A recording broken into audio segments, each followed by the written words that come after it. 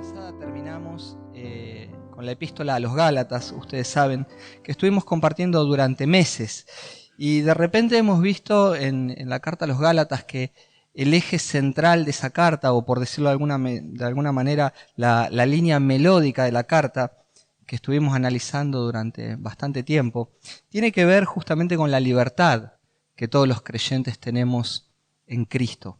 La libertad que los creyentes tenemos en Cristo, la seguridad de nuestra salvación como resultado de la gracia del Señor.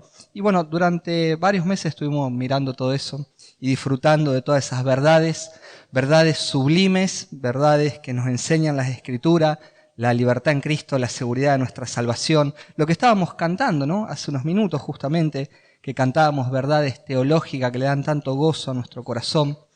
Pero es bueno pensar también que en muchas ocasiones esas verdades irrefutables, en algunos casos, en algunas vidas, mal aplicadas, hacen que las personas puedan caer en el riesgo del libertinaje. A veces puede generar una tendencia a relajarnos esta verdad. Bueno, la salvación es segura, estamos libres en Cristo, y muchas veces pensamos que eso nos da el derecho de vivir o hacer lo que nos place. Bueno, es un riesgo, ¿no? Entonces, ¿por qué digo esto? Porque usted dirá, ¿qué tiene que ver esto con el Sermón del Monte? Bueno, hoy justamente vamos a empezar el Sermón del Monte y nos pareció bien comenzar con esta serie de predicaciones, confiando en que el Espíritu Santo, a medida que vayamos avanzando los diferentes sermones, a medida que vayamos compartiendo, el Espíritu Santo nos va a traer luz, nos va a traer convicción. ¿Y por qué digo esto? Porque creo, hermanos, que si nosotros echamos una mirada general al estado actual de la iglesia, diríamos de la iglesia universal, no hablo de la iglesia local solamente, de la iglesia universal, si echamos una mirada rápida, creo que podemos concluir con que existe un gran porcentaje de superficialidad espiritual. Existe un grado enorme de superficialidad espiritual. Podemos ver la tibieza espiritual que existe, la vida pobre de oración que existe a veces dentro de la iglesia, la debilidad en la santidad personal, la debilidad del testimonio de los creyentes en la actualidad, en su servicio, en su trabajo, en tantos lugares, ¿no? Y si usted tiene duda tal vez de lo que yo le estoy diciendo, creo que es suficiente con comparar el estado actual de la iglesia con el marco, por decirlo de alguna manera, de la iglesia primitiva en el libro de los Hechos. Mire el libro de los Hechos, lea el libro de los Hechos y se va a dar cuenta cómo está la iglesia comparando eso. Entonces, si nosotros somos honestos con nosotros mismos, debemos analizar y mirar ahora cuando empecemos a leer el Sermón del Monte, cuán cerca o cuán lejos está nuestra vida también de parecerse a estos hombres que sirvieron al Señor. En concreto, lo que trato de decirle es, deberíamos preguntarnos, por decirlo de alguna manera, ¿cómo es nuestra fe en la vida práctica? Ese es el punto. Vinimos hablando durante meses de la libertad que tenemos en Cristo. Y debemos tener cuidado de no caer en un relajamiento por causa de esa convicción. Al contrario, eso debería motivarnos a servir mejor a Cristo, a ser más obedientes a su palabra. Pienso que nuestro problema es que muchas veces no estamos dando a la Biblia o no estamos tomando la Biblia demasiado en serio. De nuevo, estamos acostumbrados a disfrutar de la gracia del Señor, estamos acostumbrados a disfrutar de la libertad que tenemos en Cristo, sin poner demasiada atención a cuáles son nuestras responsabilidades como creyentes. La responsabilidad de lo que se espera, lo que el Evangelio demanda de nosotros. Y este es el punto, encontrar el equilibrio. Porque, como dijo el teólogo alemán Dietrich Bonhoeffer, a veces hacemos de la gracia de Dios algo barato. Hacemos de la gracia de Dios algo barato. Y justamente la perspectiva del Sermón del Monte es esta. El Señor Jesús nos da la perspectiva correcta de cómo debemos vivir nosotros la vida cristiana. Este es el punto. Cómo vivir correctamente la vida cristiana. Hoy probablemente, antes de empezar a analizar estos versículos, nos vamos a extender un poquitito en la introducción. Así que como cada vez que empezamos una serie nueva, le pido paciencia. Yo sé que a todos nos gusta ir rápido a la escritura, a los versículos, pero vamos a hacer una introducción primero. Y yo entiendo que siempre cuando vamos a abordar cualquier libro o cualquier tema es de suma importancia hacer una buena introducción para entender el contexto histórico, porque eso va a darle mayor sentido a la interpretación que vamos a hacer después del pasaje, de cada texto que vamos a leer. Y una mejor interpretación nos va a ayudar después a tener una mejor aplicación futura. Entonces, un poquito de paciencia. El Sermón del Monte podemos decir que es el sermón más famoso de Jesús. Todo el mundo tiene algo del Sermón del Monte prendido en su corazón. Por supuesto los creyentes, pero aún personas no creyentes conocen versículos sueltos del Sermón del Monte, porque es el sermón más famoso que predicó Jesús. No podemos estar nosotros seguros de que ha sido el primer sermón predicado. Porque al verlo inicialmente en el Evangelio de Mateo, ahí nomás en el capítulo 5, uno dice, bueno, este fue el primer sermón que predicó. No podemos estar tan seguros de eso, pero sí estamos seguros de que Mateo lo ubica al principio, para presentar de alguna manera como el ejemplo de excelencia de la predicación de Jesús y como el discurso inaugural del reino. Recuerde esto, como el discurso inaugural del reino. Nosotros debemos tener en cuenta, mis queridos hermanos, que el Antiguo Testamento termina cerrando con el libro de Malaquías. Y como si fuera una obra de teatro, podríamos decir, que se baja el telón después del primer acto. Quienes han ido al teatro alguna vez han visto que de repente, se hace el primer acto, se baja el telón y luego inmediatamente, mientras el telón está abajo, en esa pequeña pausa, se cambia decorado, se cambian escenas en algunas cuestiones. Esto es lo que pasa al cerrar el Antiguo Testamento. Y de ahí en adelante, entre lo que pasó con el profeta Malaquías hasta que viene el Nuevo Testamento, hasta que viene Jesús, hasta ese momento transcurren 400 años. Usted da vuelta a la hoja, termina Malaquías, da vuelta a la hoja y dice Nuevo Testamento y arrancamos con Mateo. Pasaron 400 años. 400 años donde Dios no habla con el pueblo una sola palabra. Esto es conocido como el período de silencio. Durante 400 años no hay una palabra de Dios al pueblo. En estos 400 años pasaron muchísimas cosas dentro de la historia de la nación.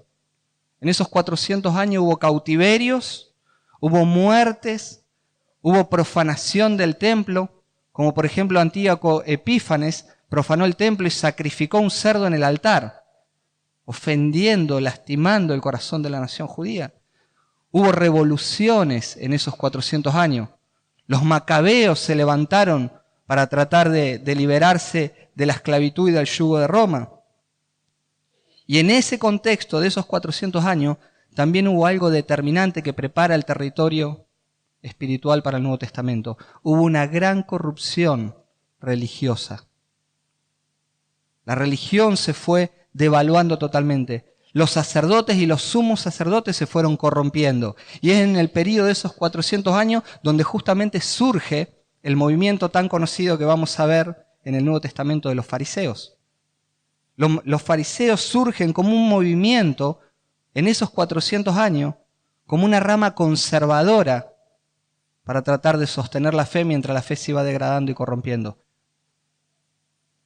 La fe judía estaba totalmente devaluada. Pero al levantarse ahora el telón para el segundo acto, en el Nuevo Testamento, nosotros nos encontramos con una escena distinta, ¿no? En el Nuevo Testamento nos encontramos con un Israel que está bajo el yugo del Imperio Romano. Nos encontramos con un sistema religioso, como dijimos, absolutamente corrompido, donde los sumos sacerdotes ya han perdido todo prestigio espiritual, porque eran funcionarios políticos más que representantes de Dios, más que representantes de una fe genuina. Eran funcionarios políticos que estaban puestos ahora a dedo por Herodes.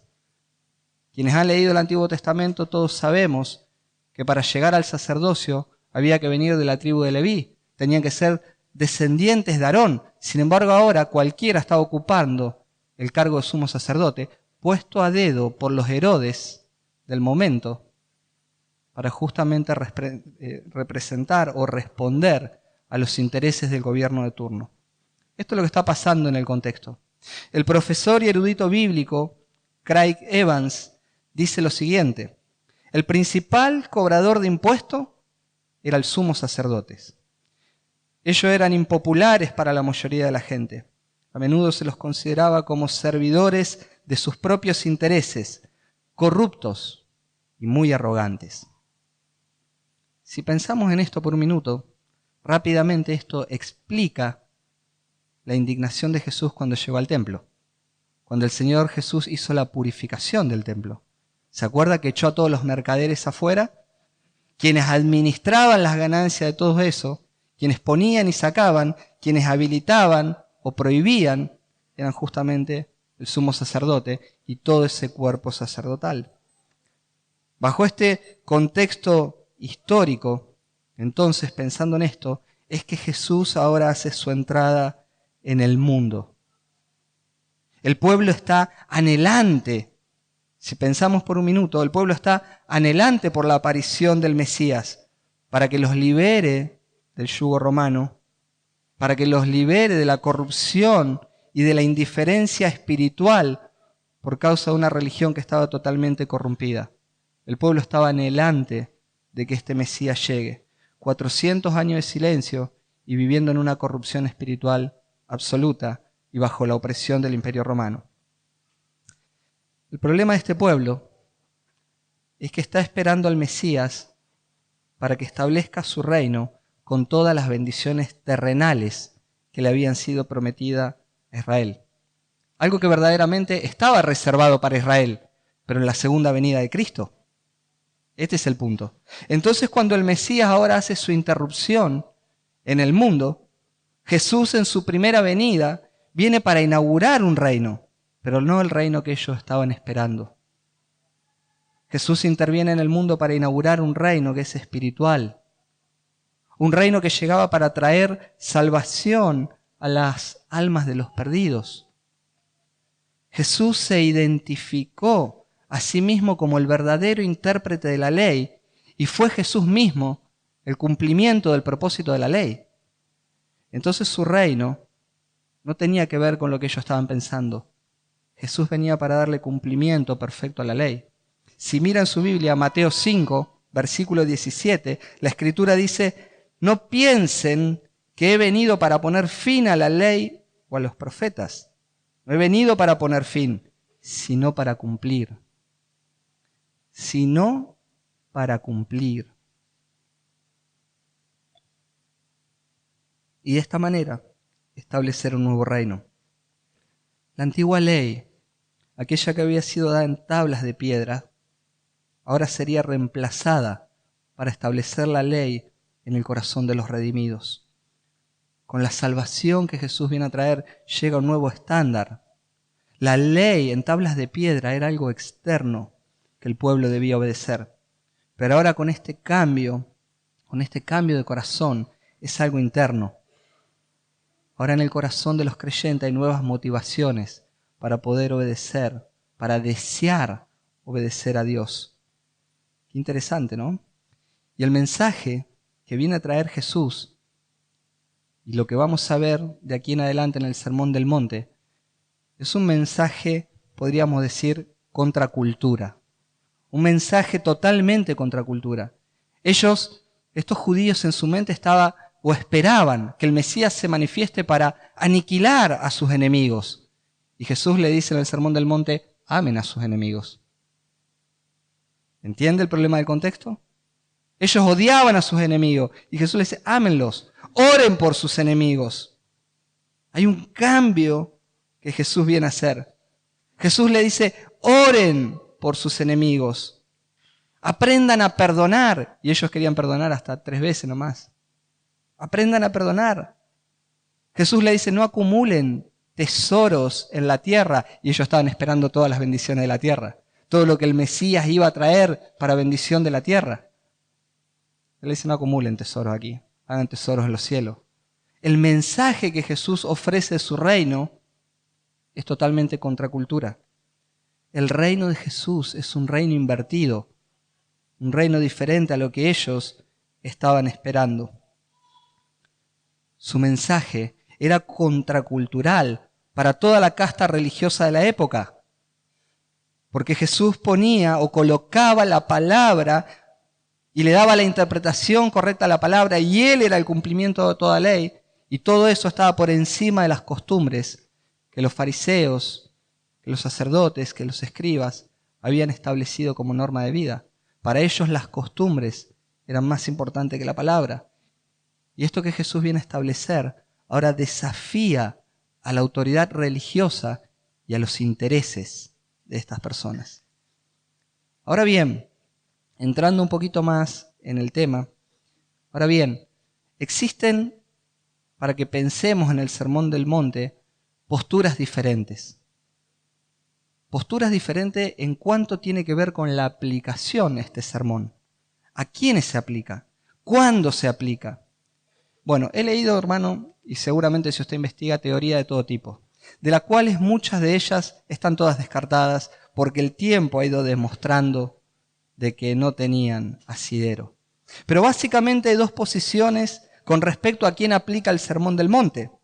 Algunos piensan que como las demandas del Sermón del Monte son tan pesadas y parecen imposibles de cumplirlas, que esas demandas son para cuando el Señor venga en su segunda venida a establecer su reino en la tierra. Algunos piensan eso. El Sermón del Monte es imposible de obedecerlo. Entonces esto es para la segunda venida cuando estemos en un estado de perfección. Otros concluyen que no, que esta es una norma para todo creyente en la actualidad.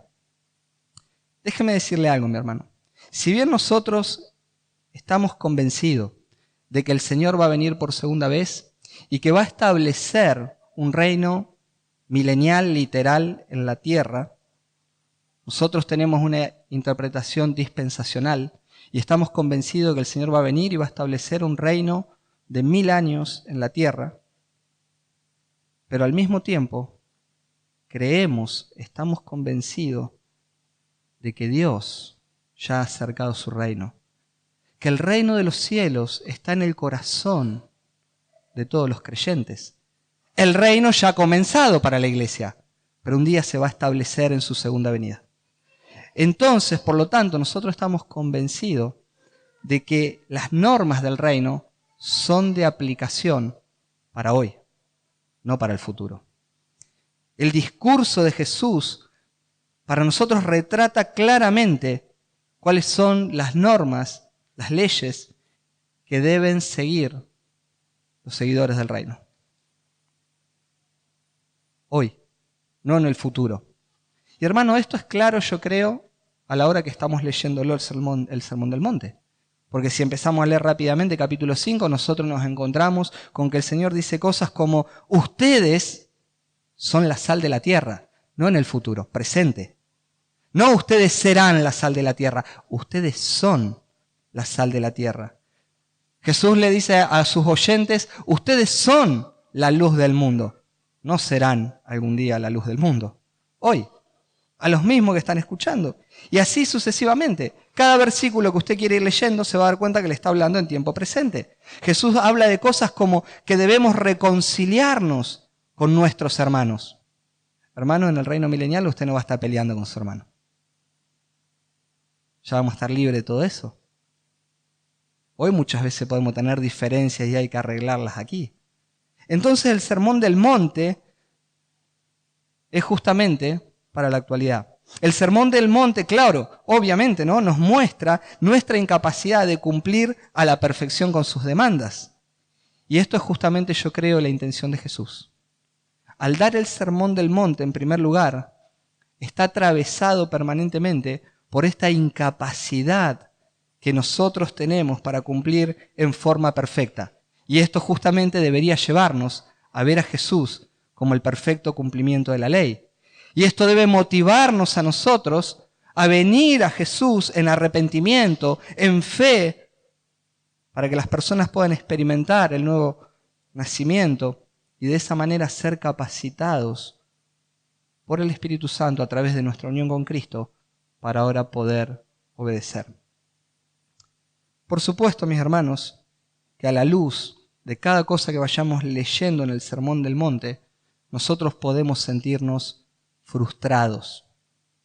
Por supuesto que sí. Yo lo entiendo eso, porque todavía nuestra obediencia es imperfecta. Pero de eso se trata el proceso de la santificación progresiva. El Sermón del Monte va a enfrentarnos a nosotros con nosotros mismos. El Sermón del Monte va a enfrentarnos con nuestras miserias. Y que podamos entender, como dijimos, que Jesús es el cumplimiento perfecto de la ley, que en Él estamos seguros y que necesitamos el auxilio del Espíritu Santo.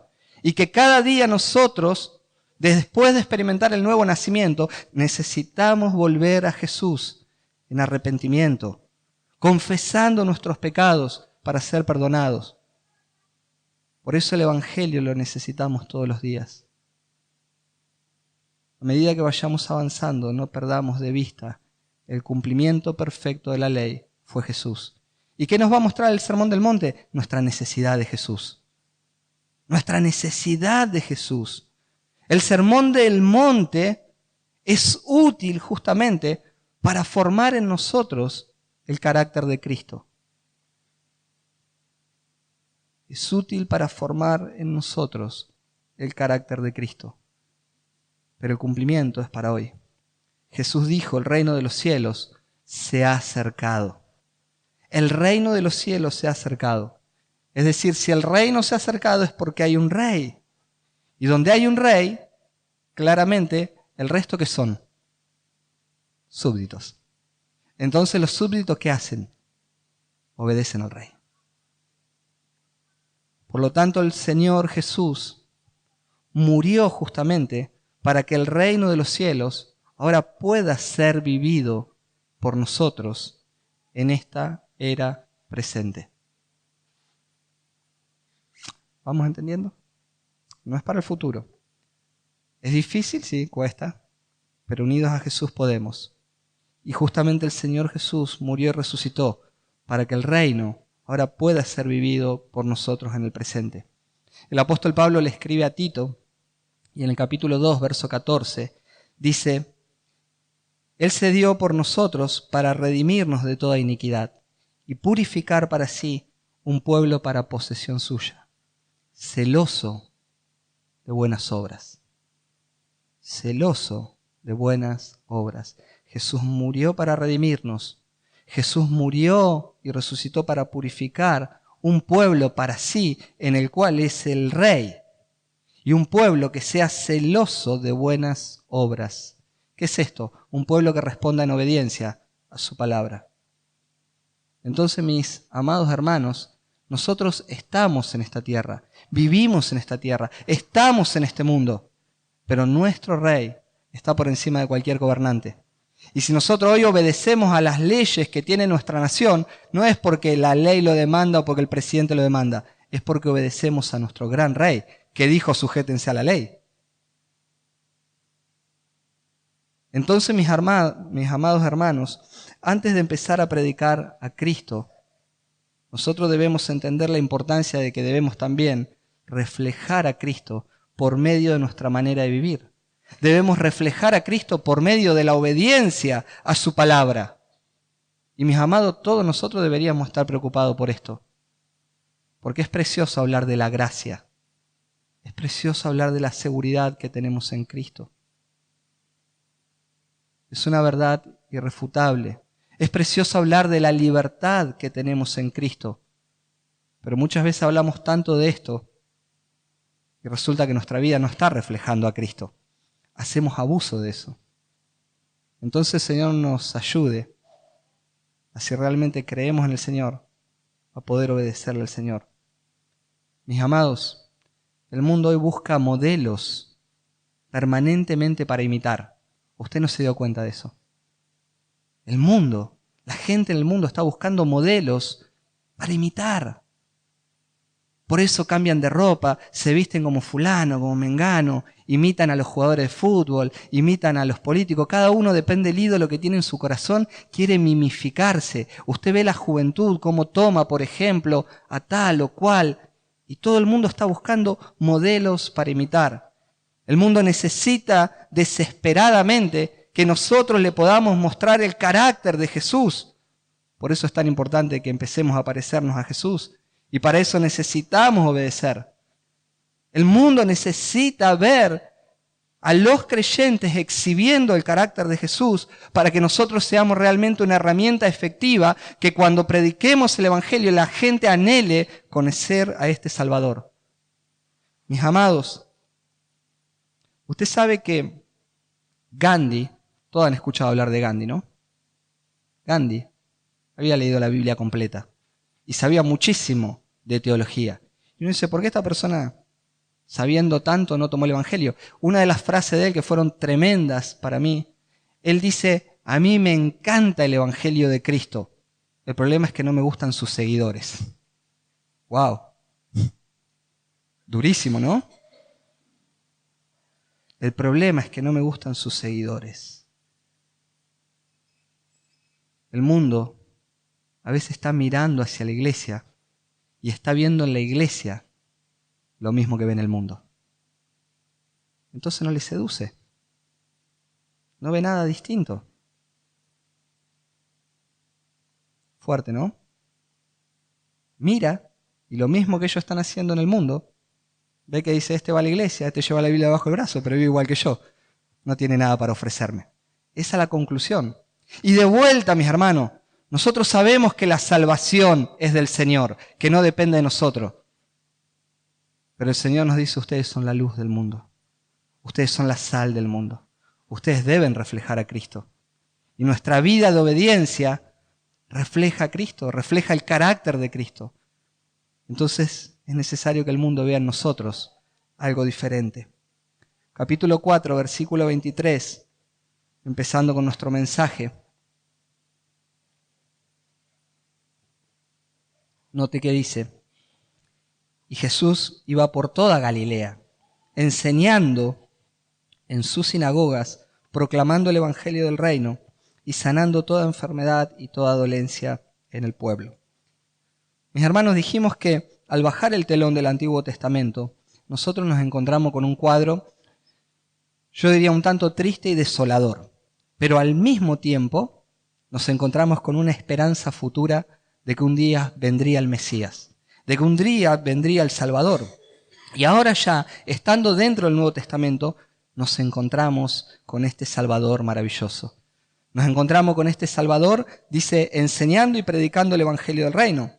Es decir, haciendo una proclama para que los perdidos vengan a arrepentimiento y trayéndoles las buenas noticias que en Jesucristo hay gracia, que en Él hay salvación, que en Él hay paz, que en Él hay gozo, proclamando el reino. Y esto es algo que dijo Pablo, el reino de los cielos no consiste en comida ni en bebida. Y agréguele todas las cosas terrenales que usted quiera ahí. Porque Pablo está hablando en Romanos capítulo 14. Dice, sino que consiste en justicia, paz y gozo en el Espíritu. Cuando estamos en Cristo, hay salvación, hay gozo, hay paz. Esto es lo que vino a traer el reino de los cielos. Y Pablo lo expone así en Romanos capítulo 14. El Evangelio de Jesús llega ahora para salvar al perdido, para restaurar las almas dañadas por el pecado. El Evangelio sana corazones, transforma las vidas. El Evangelio dignifica las vidas. Por eso un verdadero creyente no puede seguir viviendo como vivía antes. Tiene luchas, pruebas, tiene caída, pero él siempre está progresando. Porque el Evangelio produce una transformación. Cuando las personas creen y reconocen a Jesús como su Señor y Salvador, hay vida y hay transformación. Y esto es lo que está proclamando y enseñando Jesús, el reino de los cielos. De tal manera que versículo 24 dice que se extendió su fama por toda Siria. Y dice que traían a todos los que estaban enfermos, a los afectados de diversas enfermedades y dolores, endemoniados, epilépticos, paralíticos, y él los sanaba. Y los siguieron grandes multitudes por Galilea, Decápolis, Jerusalén, Judea y del otro lado del Jordán. Mis amados, piensen en esto, 400 años de silencio dijimos. Y después de 400 años de silencio, después de tanto tiempo de silencio, ahora la gente está impactada porque está escuchando que hay manifestación del poder de Dios de un hombre que en teoría había venido de Galilea. ¡Wow! Y ahora su fama, según lo que acabamos de leer, empieza a extenderse por todas partes. Esto era un reguero de pólvora. En medio de tanta corrupción religiosa, en medio de tanta apatía espiritual, ahora hay manifestación de vuelta al poder de Dios. Y esto se hizo como la pólvora, ¿vio? Cuando la incendia y usted deja un caminito, empezó a regarse por todos lados y dice que las multitudes empezaron a venir a él y que a todos los que venían los sanaban.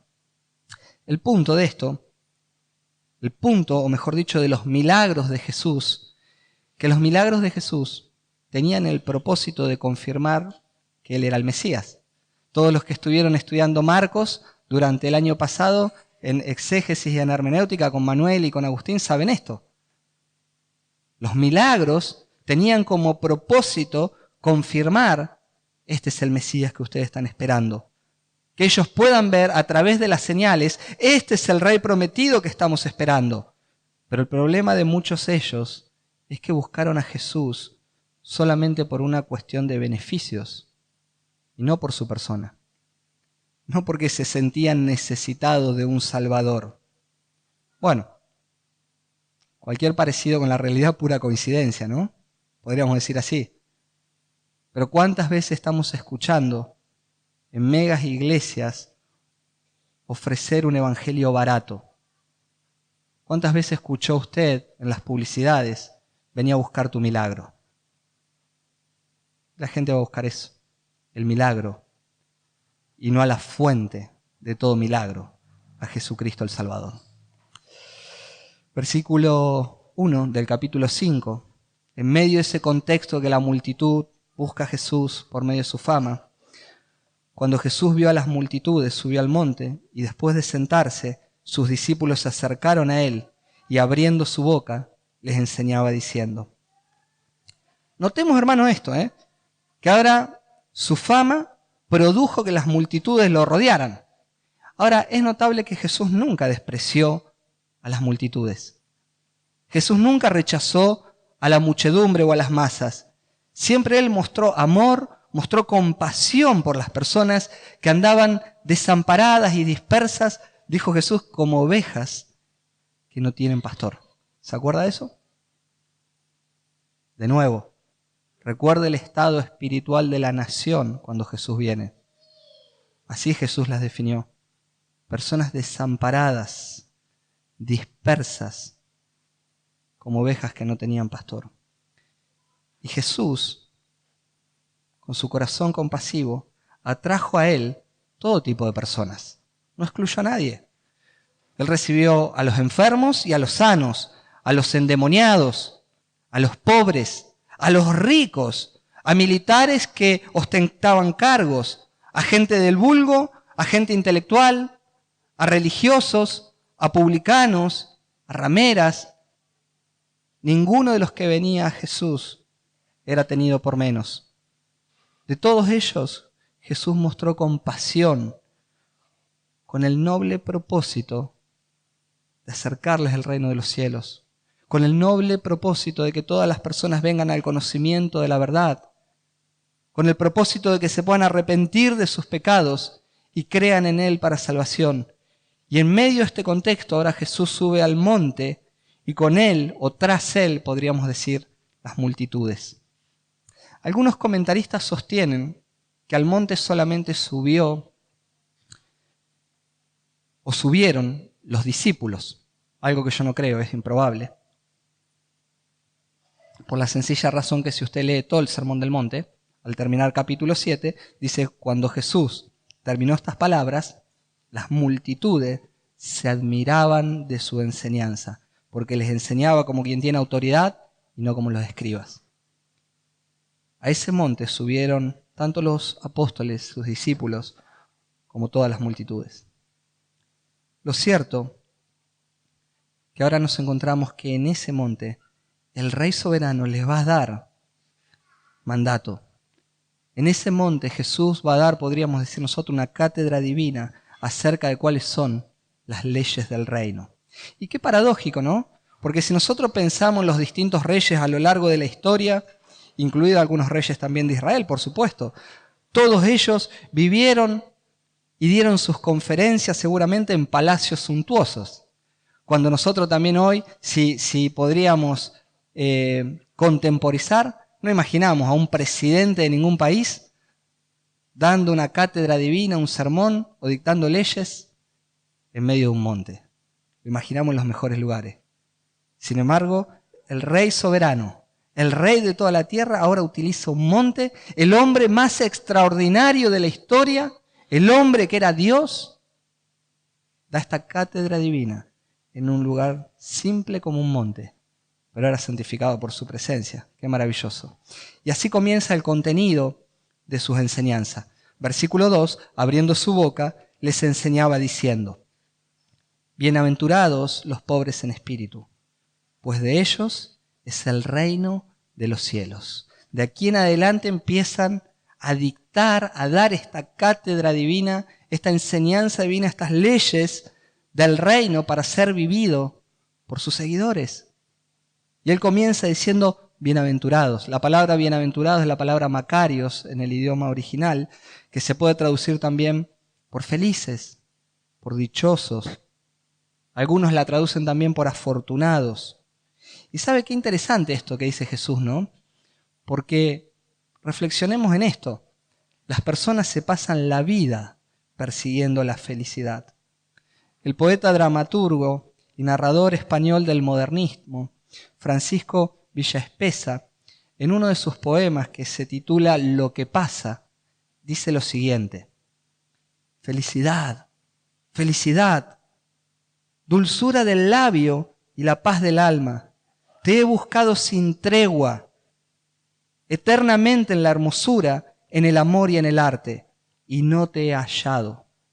En vano el alma sin cesar te nombra. Esto más que felicidad, un poema de desesperanza, ¿no?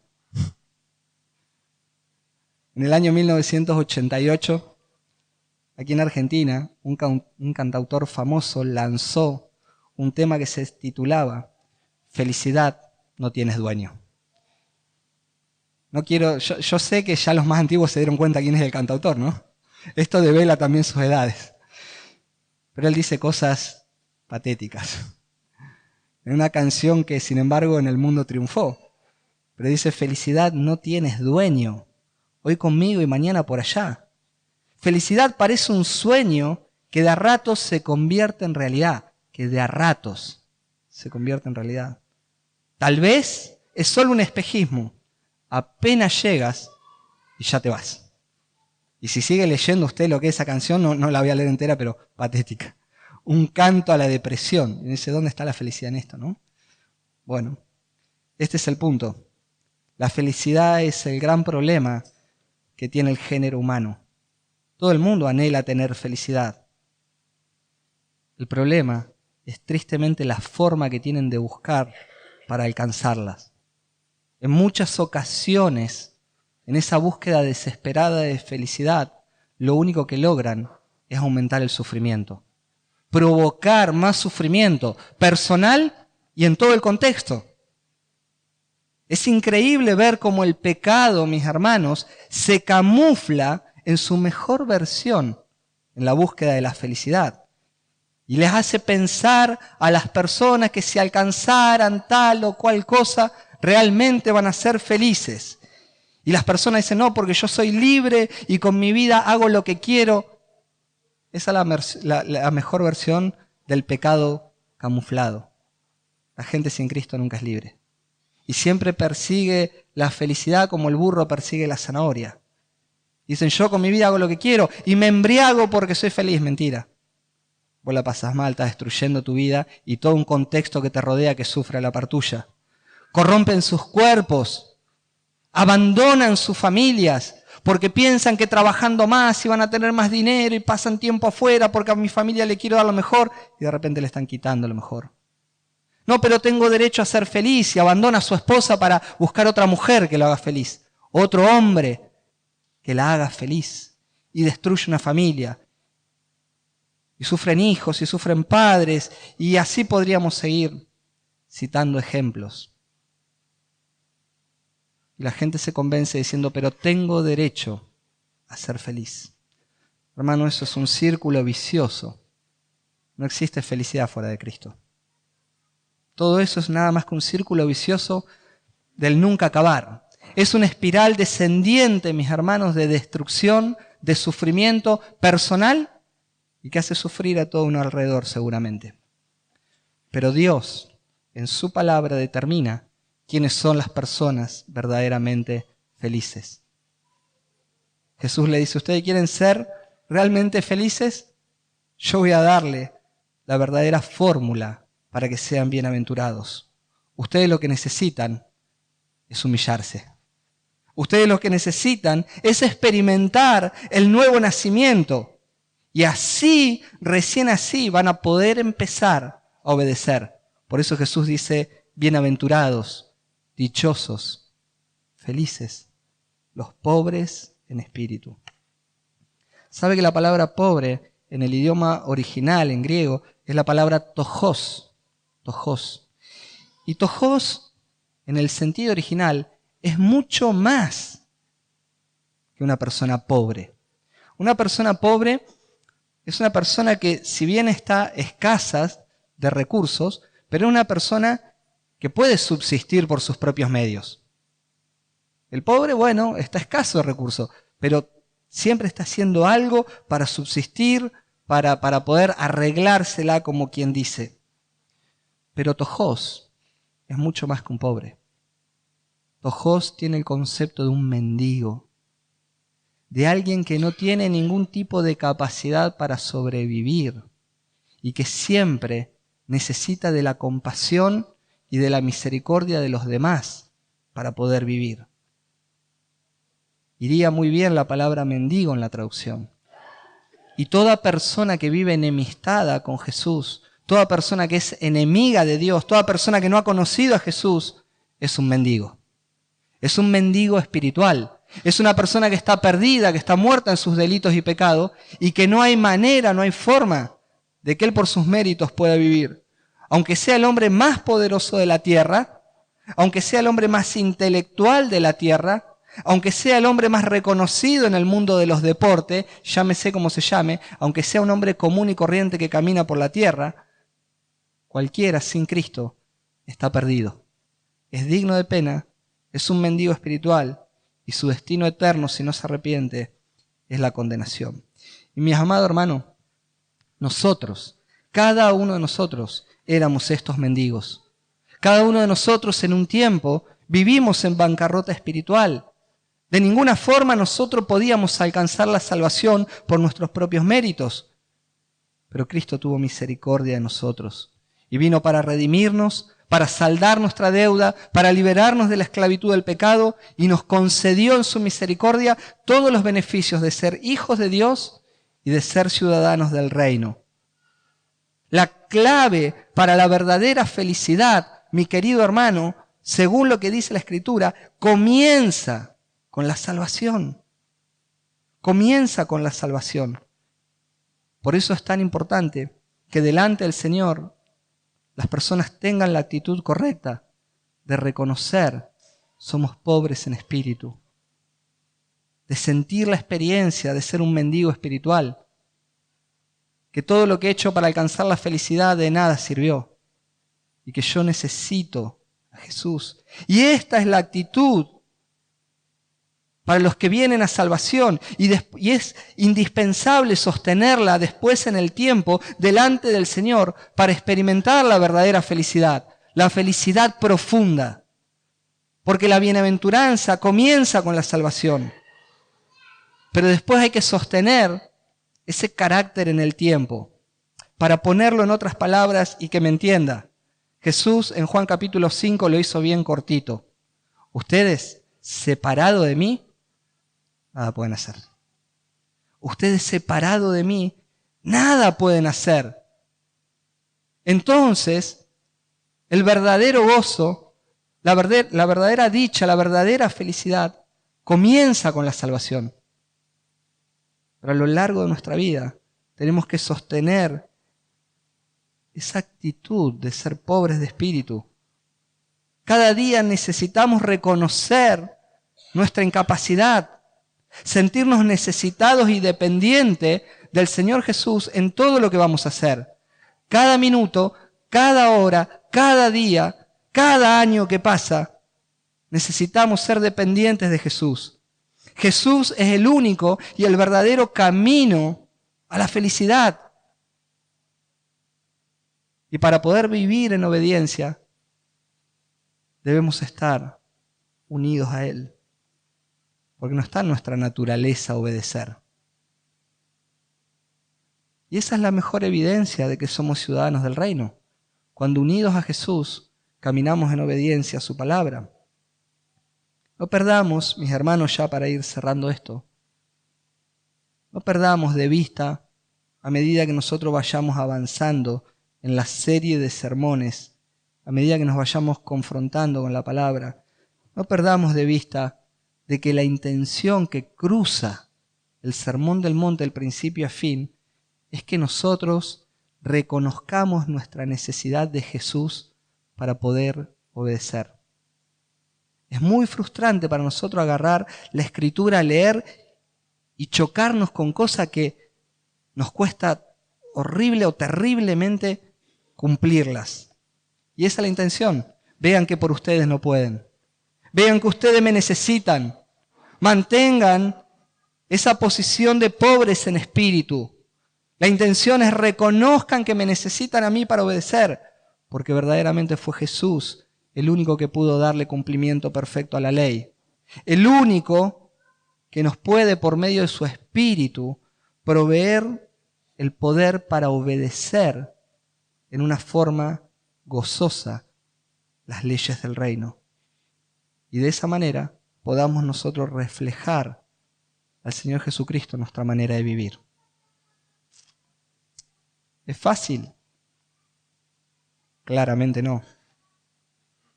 Claramente no. El estandarte del reino es muy alto.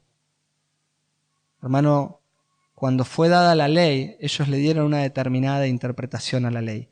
Pero cuando llega la gracia encierra a la ley y la eleva. Porque ellos sabían no debes adulterar. Y para ellos el adulterio tenía que ser físico. Pero Jesús viene y dice, cualquiera que codicie a una mujer o que mire a una mujer para codiciarla, en su corazón ya adulteró. Y dice, wow, ¿es fácil de cumplir con las leyes del reino? Por supuesto que no. Pero no es imposible. Porque si Jesús dio mandato, no es imposible. Y nosotros vemos hombres como Pablo, como Pedro, y la Escritura siempre nos llama a vivir en santidad. Entonces no es imposible cuando nosotros vivimos conectados con Jesús. El problema de los creyentes en la actualidad es que caminamos en los extremos. ¿Y qué quiero decir por esto? Porque a veces estamos en la puerta del legalismo, donde estamos llenos en nuestra mente y en nuestro corazón de las cosas que no debemos hacer. Esto no, aquello no. Y estamos llenos de esas cosas. El otro problema es que los creyentes dicen, bueno, tenemos libertad en Cristo. Esto es tan lindo, esto es tan precioso. Hacemos lo que queremos. Ya la ley no rige más. Hermano, Jesús dijo, no vine para abolir la ley, vine para cumplirla. Y para que ahora ustedes a través mío puedan obedecer. Entonces cuidado con esto. Entonces a veces caemos en no la libertad que tenemos en Cristo, vivimos en libertinaje. No es un extremo ni el otro. El punto ¿cuál es de vivir nuestra libertad en Cristo? Estar llenos de Cristo. Porque cuando vos querés vivir de una forma legalista, la santidad es horrible, es pesada, es aburrida y de paso es insostenible. Nunca la podés vivir bien. Pero cuando entendés que el cumplimiento perfecto de la ley fue Jesucristo, el Rey de Gloria, el precioso, el hombre perfecto, y cuando vos ves sus mandamientos a través de Cristo y tenés una perspectiva correcta de la forma en la que Cristo te amó, tuvo compasión, y mirando a Cristo ahora empezás a enamorarte de Él y a meditar en su palabra y a orar y a pasar tiempo de intimidad con Él, estás tan apasionado por Cristo, tan enamorado de Cristo. Cristo es tan lindo, tan dulce, tan precioso para tu vida, que puedes decir como Pablo, todo lo otro es basura. Ya no es un problema de luchar contra el pecado, solo disminuye el apetito. Lo que tenemos que hacer, hermano, para poder obedecer a Cristo es apasionarnos y enamorarnos de Cristo. ¿Amén? Oramos al Señor. Amado Dios, te damos muchas gracias. Honramos tu nombre y te bendecimos. Te damos toda gloria, Señor, a ti. Te damos gloria y honra y alabanza. Y no tenemos palabra para agradecer por Cristo. Gracias porque Él es el amado de nuestra alma. Gracias porque si tu misericordia, tu compasión y tu amor hubiera llegado a nuestra vida, Señor, ¿qué sería de nosotros? Gracias, Señor, porque lo que es imposible para nosotros, unidos a Cristo, por la obra del Espíritu Santo, podemos hacer. Podemos obedecer tu palabra, no como mandamiento gravoso, sino con gozo, con alegría.